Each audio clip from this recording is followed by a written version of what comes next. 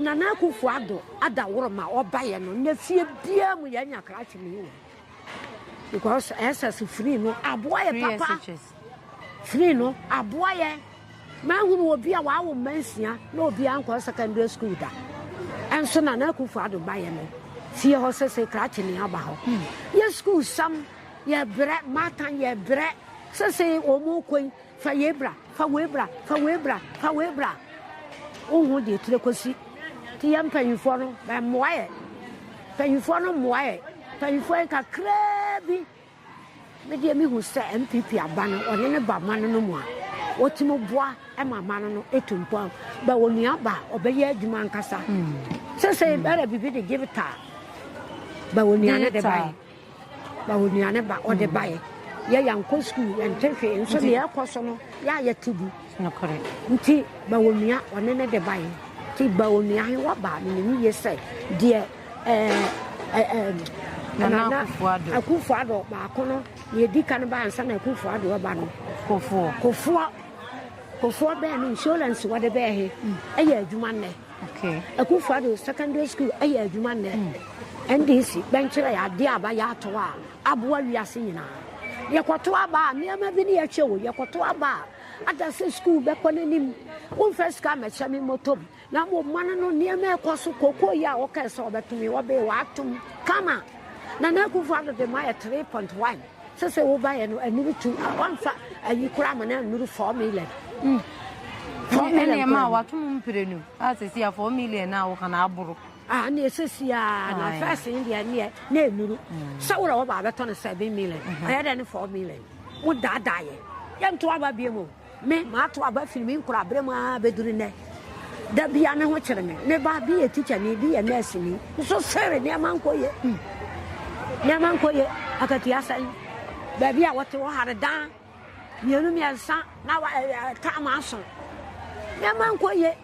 cement board nti woni yesi ne dan wo so amfa anye fofofo wote ase nti ya hunu se mano no adwamama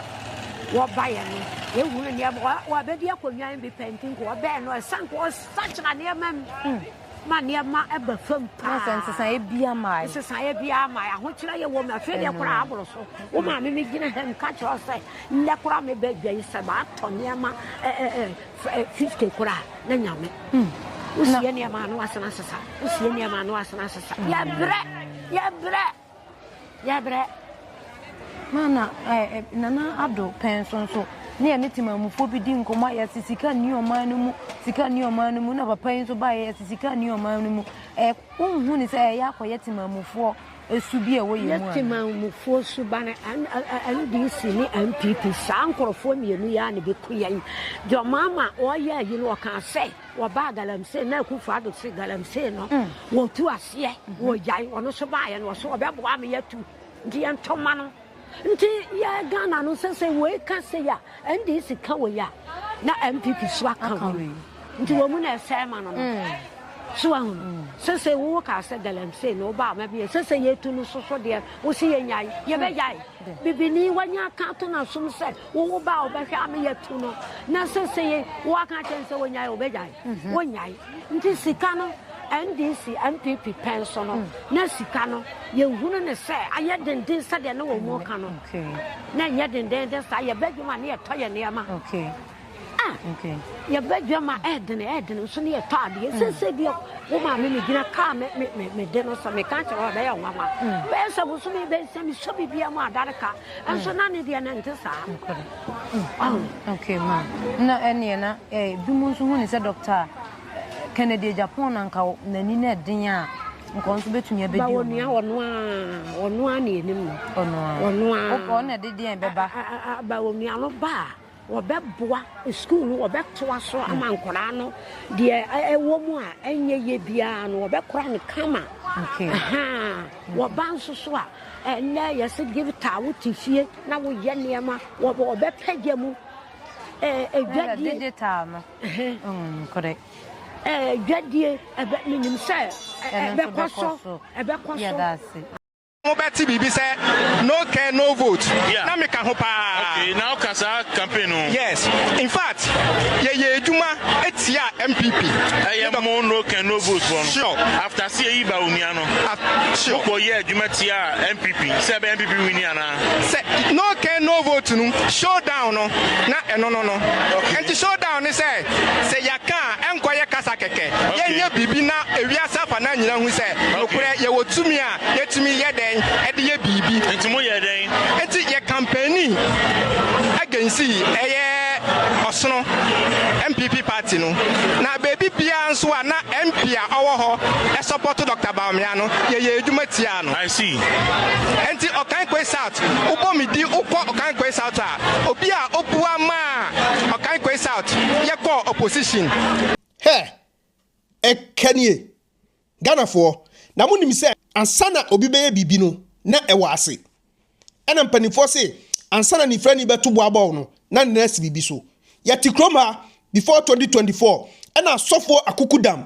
eba betra kroma e gangi up against Dr. Mahmoud Baumia se oyen kremoni ntimi ento abama no ne ento abama isa Selasi John Dramani Mahama ona e kristoni asofo mpanifo wa Ghana nyina ko gina President Mahama nim eko bompire edima no ama na be president na be president wie no se na nye omoyam ana omde ko bompire ma no obia won interest ena me no kasei a senior pastor owo Duncan Williams sorry Action Chapel ene ya boni din se onkonkwe deputy ambassador Denmark obia won interest sisi am no kasei Dr. Charles Ajin Asari Sam George na sorry ena me no kasei ya boni first born edin ni ba pani din so board member NCA board ne ba no ye friend Dr. Selasi Ajin Asari eti se asofo na omugu ho na omudi Baumia tam na omukan sam tia Baumia ni nyina no se na enye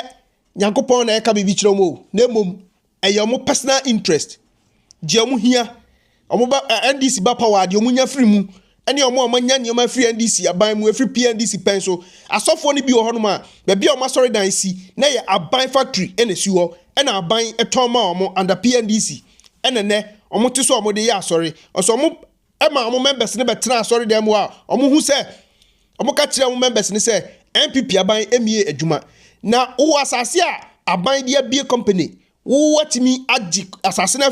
aban sam ade asi sorry dan ama manfo bam ebesom wo ebetua tight ebeto factory edima na asase ban na aban fankoye factory wato factory asase ade asi sorry dan abran ke betimi na factory afa wa sorry for na adwuma no udi asi sorry dan ma sorry for no betenem 24/7 na ifa no benya ska free ifa no benya adwuma ye sana de na mu ye nyina na eyemofu etimi bisa se de na jegezi ye no mo ahu ana eti de sofu badukobi mu ye no mo ahu ana ha eti badukobi eni na jegezi omabregu Reverend badukobi woni Reverend na jegezi namaste.